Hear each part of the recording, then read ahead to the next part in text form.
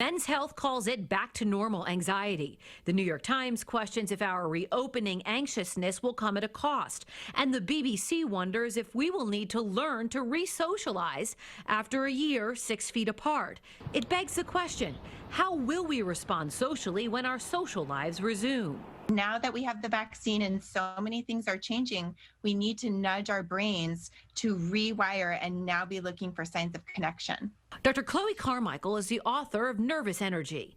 Now that we've released ourselves from FOMO, that is the fear of missing out, it's a challenge to reacclimate and determine if we should shake hands or elbow bump, hug or wave, keep the masks or ditch them. When we were really afraid, we were so open to just rewiring ourselves and trying a new routine. And I think that's how many of us were able to snap into a quarantine routine. Dr. Chloe believes in reorienting the brain to accept this new reality by starting now. Even if it seems too early, you can make plans for May 1st. Some New Yorkers we spoke with say they can't wait for the day when things feel normal again.